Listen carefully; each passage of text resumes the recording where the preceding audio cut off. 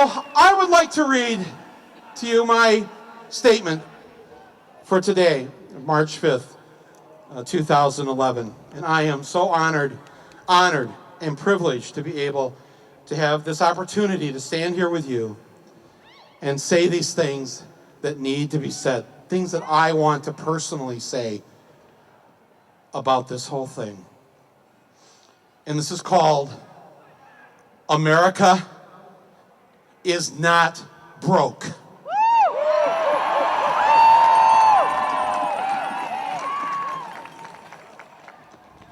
And that's right, neither is Wisconsin. America is not broke. Contrary to what those in power would like you to believe, so that you'll give up your pension, cut your wages, and settle for the life your great-grandparents had, America is not broke. Not by a long shot. The country is awash in wealth and cash. It's just that it's not in your hands. It has been transferred in the greatest heist in history from the workers and consumers to the banks and the portfolios of the uber rich.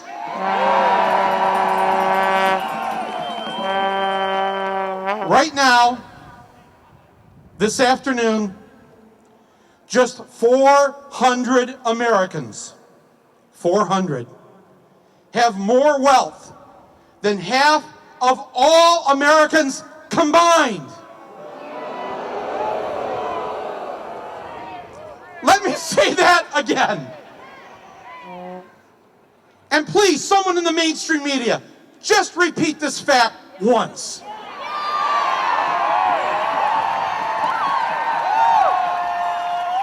We're not greedy. We'll be happy to hear it just once.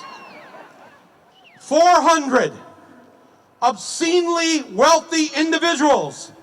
400 little Mubaraks.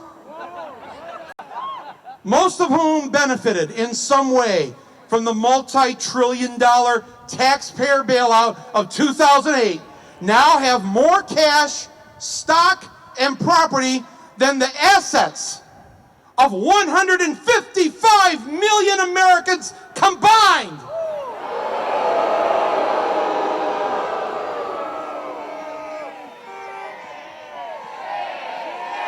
It is a shame.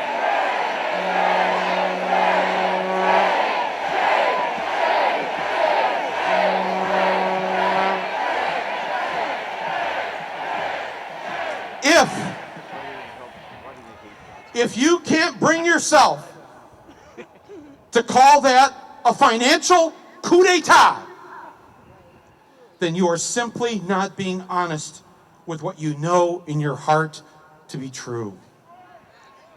But I can see why people don't want to even think about this.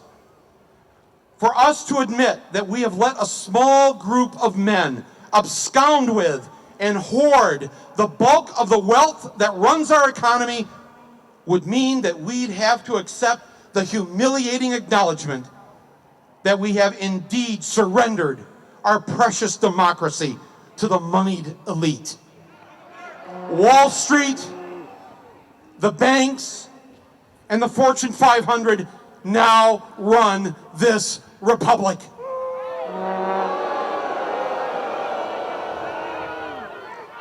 And until this past month, here in Madison, Wisconsin, the rest of us, until then, have felt completely helpless, unable to find a way to do anything about it.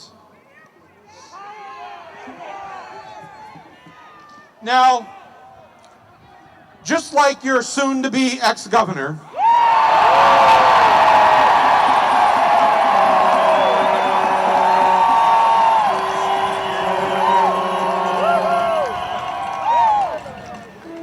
I have nothing more than a high school education. But, Governor Walker, back when I was in school, every student had to take 1 semester of economics in order to graduate. And here's what I learned. Money doesn't grow on trees. Unless it's a palm tree.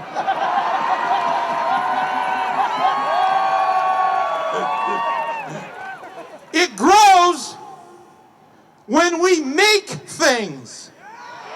It grows when we have good jobs with good wages that we use to buy the things we need. And guess what? That creates more jobs. It grows when we provide an outstanding educational system.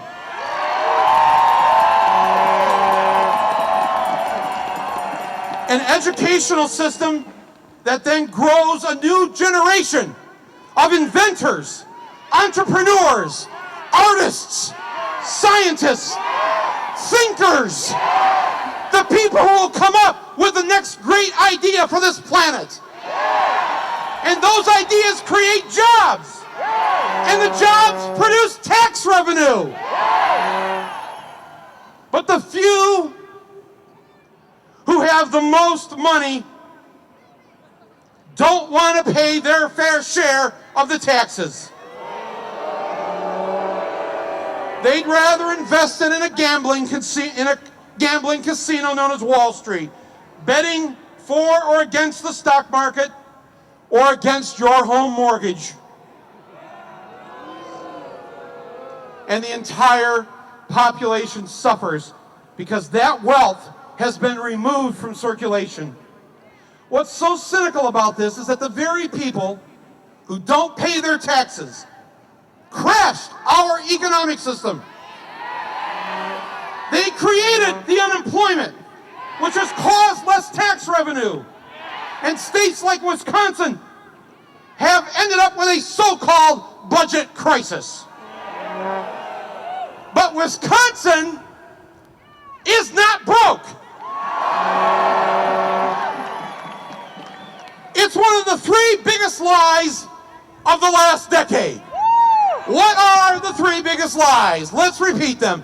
Number 1, Wisconsin is broke.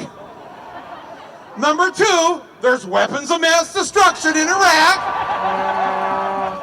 And number 3, the Packers need Favre in order to win the Super Bowl.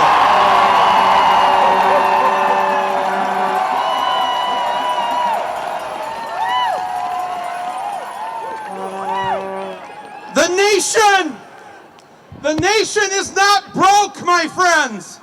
There's lots of money to go around. Lots. It's just that those in charge have diverted that wealth into a deep well that sits on their well-guarded estates. They know that they have committed crimes to make this happen. And they know that someday you may want to see some of that money that used to be yours.